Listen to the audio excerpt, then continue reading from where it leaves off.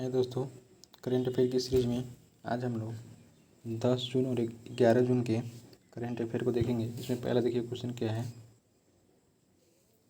देखिए पहला क्वेश्चन है, हाल ही में 10 किलोमीटर दौड़ का जो है वर्ल्ड रिकॉर्ड बनाई है, ठीक ना। 10 किलोमीटर का वर्ल्ड रिकॉर्ड एक महिला बनाई है जो कि कहाँ की रहने वाली है, नीदरलैंड की। याद रखिएगा उनका नाम क्या है, तो शिफान हसन उनका नाम है और नीदरलैंड की रहने वाली है, ध्यान रखिएगा, ठीक ना। इन्होंने 29 मिनट और 6 सेकेंड में जो है इन्होंने इस दौड़ को कंप्लीट किया है, 10 किलोमीटर की दौड़ को, ठीक ना। इससे पहले जो थे अल्माज अयाना का रिकॉर्ड था, जो इन्होंने 29 मिनट 17 सेकेंड में इस दौड़ को कंप्लीट किया था, याद रखिएगा। चलिए आगे देखते हैं। वीरानी पुरस्कार जो है हाल ही में द्युति चंद को दिया गया है, ठीक ना। छत्तीसगढ़ सरकार द्वारा वीरानी पुरस्कार दिया गया है, याद रखिएगा। आइए कुछ योजना है उसको देखते हैं। जन धन योजना की शुरुआत कब हुई थी, तो 28 अगस्त 2014 से, याद रखिएगा। उज्ज्वला योजना जो है उसकी शुरुआत 1 मई 2016 से, याद रखिएगा। बलिया उत्तर प्रदेश से हुआ था ये। मिशन इंद्रधनुष जो है वह 25 दिसंबर 2014 से टीकाकरण से संबंधित है, याद रखिएगा, ठीक ना। और बेटी बचाओ बेटी पढ़ाओ योजना जो है वह कहाँ से शुरू हुआ था, तो याद रखिएगा ये पानीपत हरियाणा से शुरू हुआ था और 22 जनवरी 2015 को स्टार्ट हुआ था, याद रखिएगा। और बेटी बचाओ और बेटी पढ़ाओ योजना के जो है वह ब्रांड एम्बेसडर कौन थी, तो माधुरी दीक्षित, ये भी ध्यान रखिएगा, ठीक ना। चलिए आगे देखते हैं।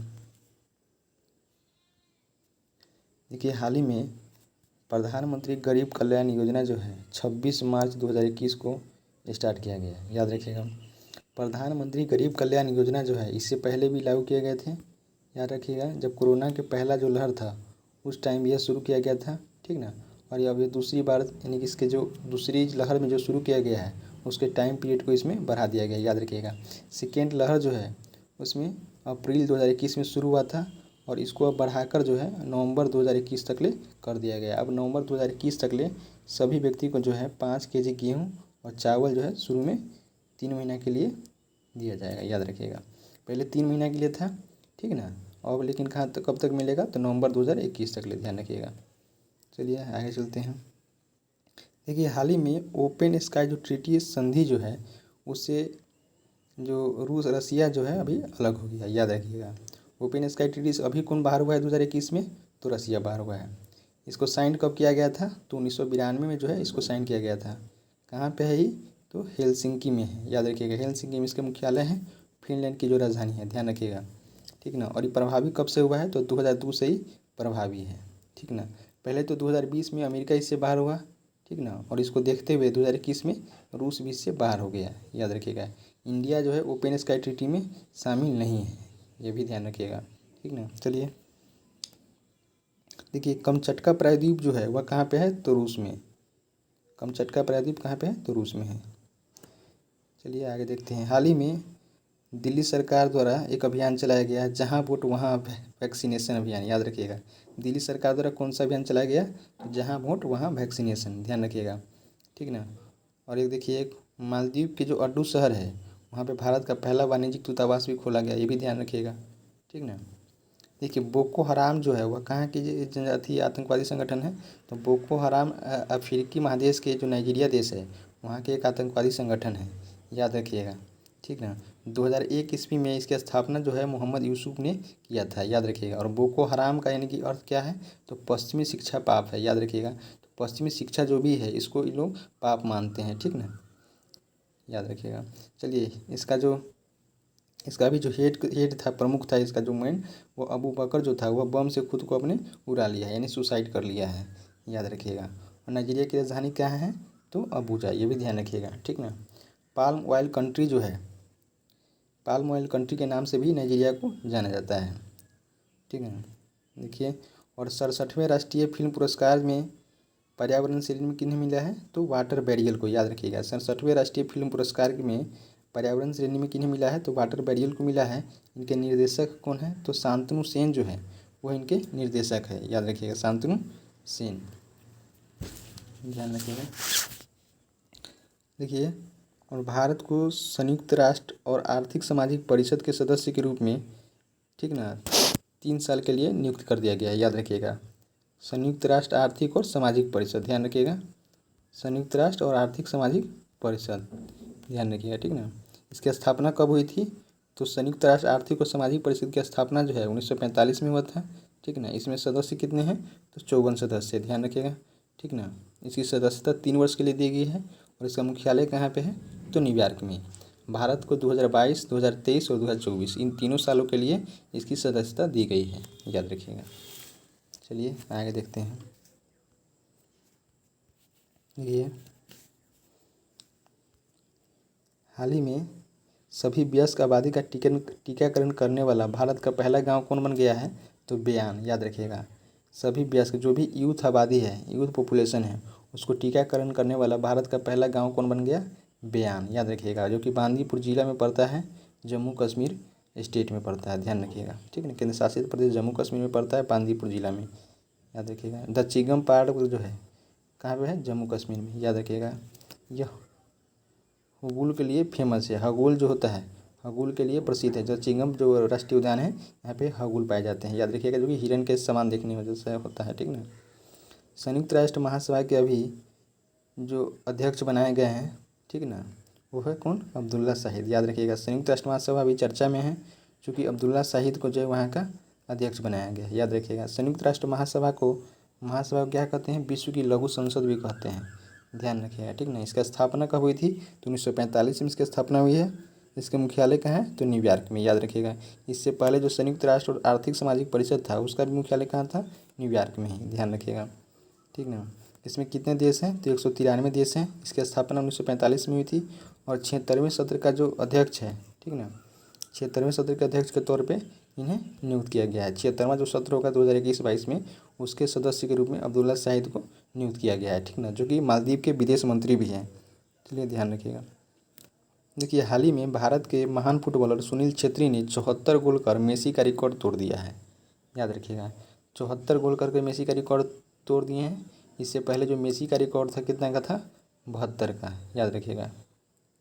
इंटरनेशनल गोल करने में जो है इनका स्थान पूरे वर्ल्ड में कितना है? तो 11वां स्थान है, याद रखिएगा। पूरे वर्ल्ड में इनका इंटरनेशनल गोल करने में 11वां स्थान है। जबकि सर्वाधिक गोल करने में किनका स्थान है? तो ईरान के अली देई जो है उनका पहला स्थान है, याद रखिएगा। 109 गोलों कर चुके हैं, ईरान के रहने वाले हैं अली देई, ठीक ना। और रोनाल्डो जो हैं उनका कितना गोल है? पुर्तगाल के रहने वाले रोनाल्डो के जो खिलाड़ी है फुटबॉल, उनका 102 गोलों किए हैं, याद रखिएगा। फीफा 2022 से भारत क्या हो गया है? बाहर हो गया है, याद रखिएगा। फीफा 2022 से भारत बाहर हो गया है, ये भी ध्यान रखिएगा। चलिए आगे देखते हैं।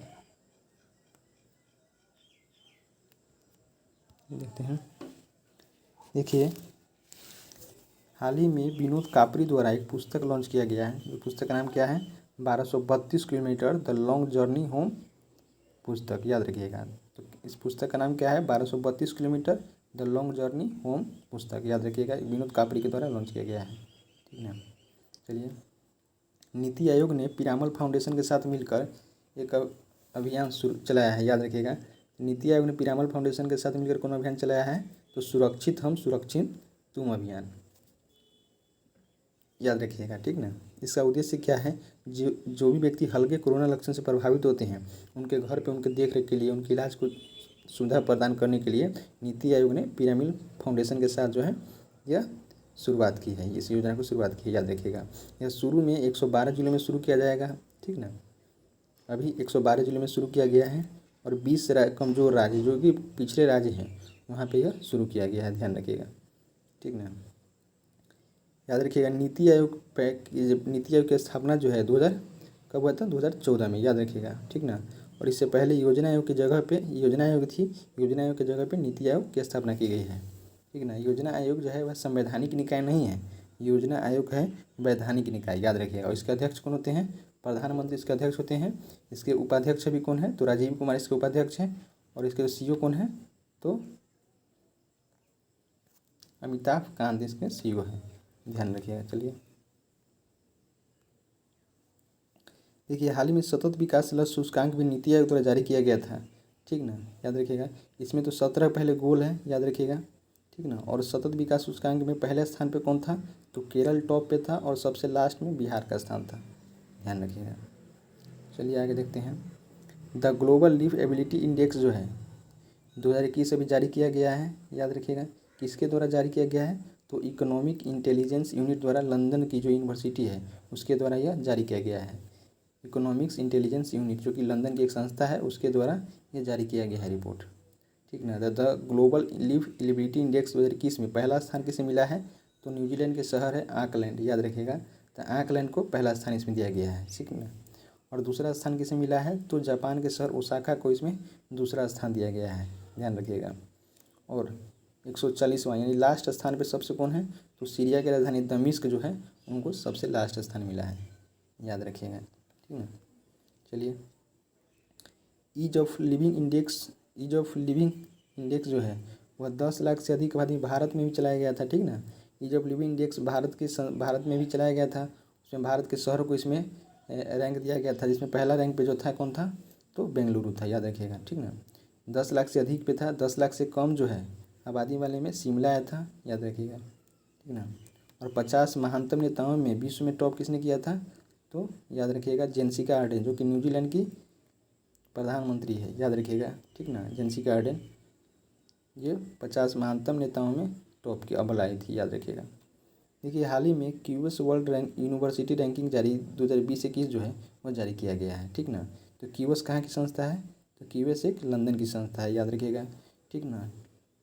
इसमें टॉप 200 यूनिवर्सिटी की इसमें स्थान दिया गया है।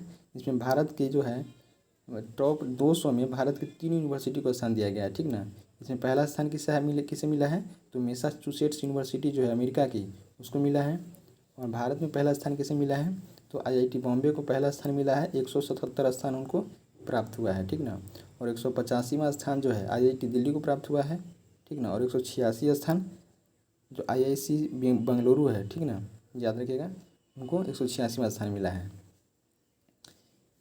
लेकिन पूरे विश्व में रिसर्च के मामले पे जो है वह आईआईएससी बेंगलुरु जो है, भारतीय विज्ञान संस्थान बेंगलुरु जो है, उनको पहला स्थान मिला है। रिसर्च के तौर पे इनको पहला स्थान दिया गया है, ध्यान याद रखिएगा, ठीक ना।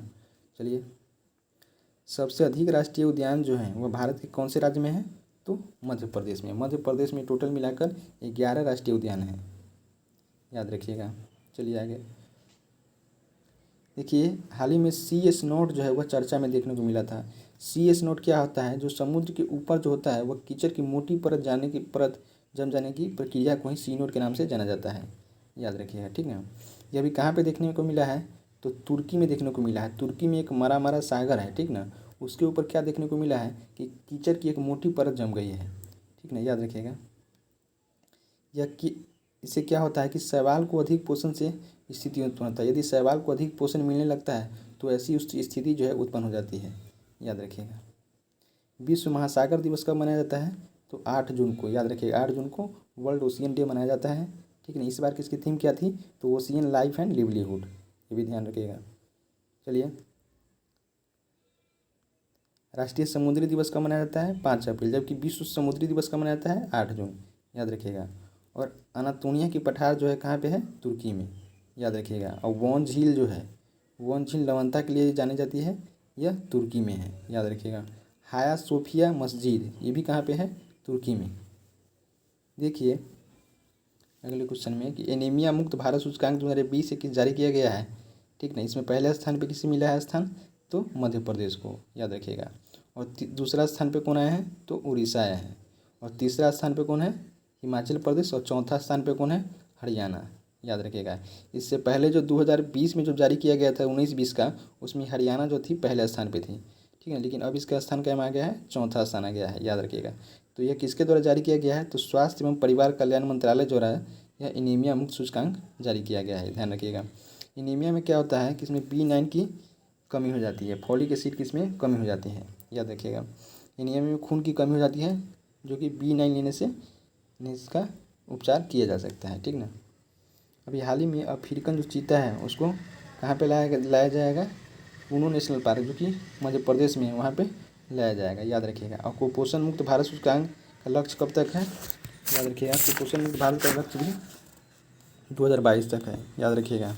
देखिए, हाल ही में वैश्विक भूखमरी सूचकांक जो जारी किया गया था उसमें भारत का स्थान कितना है? तो 94, याद रखिएगा, ठीक है ना, 94 है।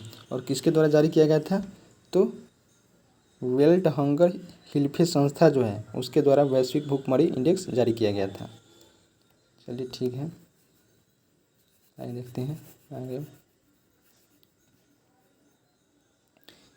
देखिए हाल ही में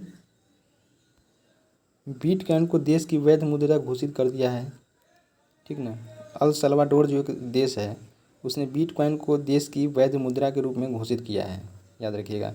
यह विश्व का ऐसा करने वाला पहला देश है, ठीक ना। और बिटकॉइन के जनक जो कौन है, सातोशी नाकामोतो, याद रखिएगा। सातोशी नाकामोतो जो है वह बिटकॉइन के जनक है। कहाँ के रहने वाले हैं ये, तो जापान के, याद रखिएगा, जापान में के रहने वाले हैं। 2009 में इसको इसने बनाया है, याद रखिएगा। और 2009 में व्हाट्सएप की स्थापना भी 2009 में ही किया गया था, इसके द्वारा, तो ब्रायन टेक्टर के द्वारा, याद रखिएगा। और 2014 में जो है इसको फेसबुक ने खरीद लिया, याद रखिएगा। 2009 में इसकी स्थापना बनाया गया था ब्रायन टेक्टर के द्वारा, लेकिन 2014 में जो है व्हाट्सएप को फेसबुक खरीद लिया था। चलिए दोस्तों, करंट अफेयर की सीरीज में आज इतना ही, फिर अब नेक्स्ट सेशन में देखेंगे। चलिए धन्यवाद, थैंक यू।